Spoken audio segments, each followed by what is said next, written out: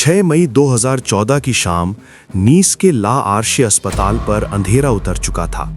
Helen pastor वर्षों की शांत दृढ़ता से संभली अपनी नाजुक काया के साथ अस्पताल के निष्प्राण लॉबी से बाहर निकलीं।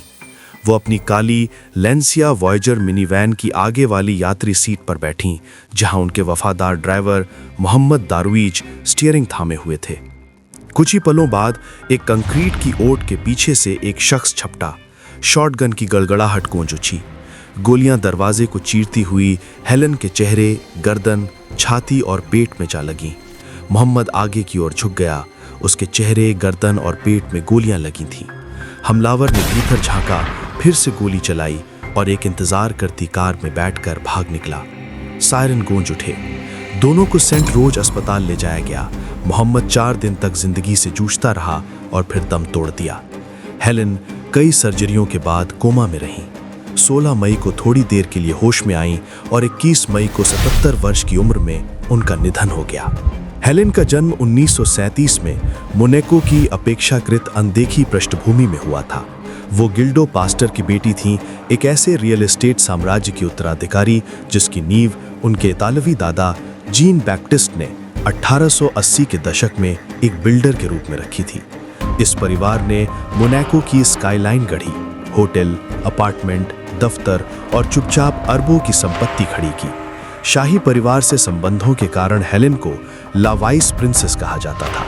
वो भाइयों मिशेल और विक्टर के साथ पली बढ़ी। कम उम्र में उन्होंने एक पॉलिश व्यक्ति से प्रेम विवाह किया और बेटी सिल्विया को जन्म दिया, लेकिन बाद में मोनाको लौट आईं। आगे चलकर दूसरे साथी से उनके बेटे गिल्डो का जन्म हुआ। कम उम्र में विधवा होने के बाद हेलेन ने खुद को परिवार और कारोबार के लिए समर्पित कर दिया।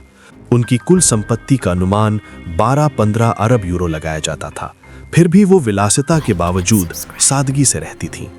हेलेन की बेटी सिल्विया राटकॉफ्स्की का अपनी मां से रिश्ता तनावपूर्ण था। बगावती स्वभाव के सिल्विया को हर महीने 5 लाख यूरो का भत्ता मिलता था। फिर भी वो पारिवारिक नियंत्रण से खिन्न रहती थी। 1986 में मोनाको के एक चैरिटी बॉल में उनकी मुलाकात वोजेस्क यानोव्स्की से हुई, एक आकर्षक पोलिश प्रवासी जो बाद में मानद कौंसल बना। दोनों साथी बने और बेटी वैलेंटीना के साथ दिखावटी ग्लैमर भरी जिंदगी जीने लगे। लेकिन वोजेस्क पर बढ़ते कर्ज का बोझ था। असफल व्यवसायों ने सिल्विया के पैसे को दुबई के रास्ते घुमाकर उड़ा दिया। हत्या से पहले के 16 महीनों में उसने सिल्विया की 9 लाख यूरो की विरासत में से लाख यूरो जला दिए। वो खुद को सिल्विया का रक्षक बताता था। उसके अनुसार जहरीले लोग, हेलेन और सौतेले भाई गिल्डो उसके खिलाफ थे। 47 वर्षीय गिल्डो पलांका पास्टर एक कार रेंटल कंपनी और इलेक्ट्रिक वाहन स्टार्टअप चलाते थे। हमले से कुछ हफ्ते पहले स्ट्रोक के कारण उन्हें ला आर्शे अस्पताल में भर्ती किया गया था। समर्पित मां हेलेन रोज उनसे मिलने जाती थीं। मोनाको से 45 मिनट की ड्राइव, एकदम तयशुदा दिनचर्या। उधर वोजेस्क मोनाको की जिम में फिटनेस कोच पास्कल डोरियाक के साथ ट्रेनिंग करता था। बाद में अभियोजकों ने एक जाल उजागर किया। कथित तौर पर वोजेस्क ने 1,40,000 यूरो में पास्कल को सुपारी दी। पास्कल ने मार्से के अपराधी कमेल बेलखतीर से संपर्क किया। बेलखतीर ने निगरानी के लिए अल हायर हमादी और शूटर के रूप में समीन ऐद अहमद को जोड़ा। हमले से पहले अहमद नीस के एक सस्ते होटल में नहाया था, जहां एक जेल की बोतल पर उसका डीएनए रह गया। घात कुछ ही सेकंड में हुआ। शाम 7 बजे मिनीवैन पार्किंग रैंप से निकलने के लिए रुकी। नकाबपोश अहमद छिपने की जगह से निकला और शॉटगन से यात्री साइड पर गोलियां बरसा दी। निर्देश के मुताबिक उसने लूट का नाटक करने के लिए हेलेन का पर्स भी उठा लिया। हत्यारे किराए की कार में भाग निकले। सीसीटीवी, फोन रिकॉर्ड और डीएनए से वो कार बाद में ट्रेस हो गई। पुलिस ने पूरे इलाके को घेर लिया। फ्रांस की सीमा के पास दिन दहाड़े हुई इस वारदात से मोनाको का उच्च समाज सन्न रह गया। हेलेन आईसीयू में जीवन के लिए लड़ती रहीं। अस्पताल के बिस्तर पर पड़े गिल्डो को खबरों से ये सब पता चला। सिल्विया और वो शेख अस्पताल पहुंचे सदमे का नाटक करते हुए, लेकिन बैंक रिकॉर्ड्स ने पोल खोल दिया। हत्या से पहले वो शेख के खातों से संदिग्ध ट्रांसफर हुए थे। जांच तेजी से आगे बढ़ी। सीसीटीवी में हत्यारों की मार्से नीस यात्रा कैद थी।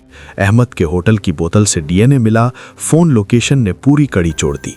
पास्कल ने कबूलनामा दिया और वो शेख की ओर उंगली उठाई। गिरफ्तारियां होने लगीं। सिल्विया को थोड़ी देर के लिए हिरासत में लिया गया, आंसू भरे चेहरे के साथ छोड़ा गया।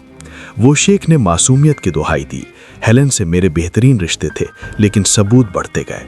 सिल्विया के खाली चेकों से परत दर परत रकम निकलकर सुपारी तक पहुंची। पूछताछ में सिल्विया टूट गई। उसे विश्वासघात का एहसास हुआ। गिल्डो ने अस्पताल के बिस्तर से ही दबाव बनाया। वो दामाद को दोषी मानते थे। जून 2014 तक वो शेख पर विरासत में हिस्सेदारी के लिए दोहरे हत्याकांड की साजिश रचने का आरोप लग चुका था। अक्टूबर 2018 में नीस में मुकदमे ने मोनाको को जकड़ लिया। 10 अभियुक्त, वो शेख मास्टरमाइंड, पास्कल आयोजक जिसके लिए 24 साल की सजा मांगी गई, अहमद शूटर, हमादी निगरानीकर्ता और अन्य बिचौलिए। अदालत में तनाव था। सिल्विया की गवाही टूटती आवाज में, प्यार के झूठ में बदलने की कहानी।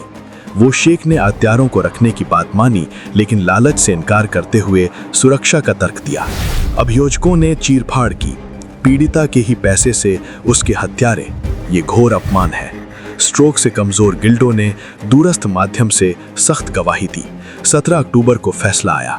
वो शेख, अहमद और हमादी को उम्र कैद, पास्कल को 30 साल, अन्य को कम सजाएं। सिल्विया बरी हुई। विरासत का हिस्सा सावधानी से पाया।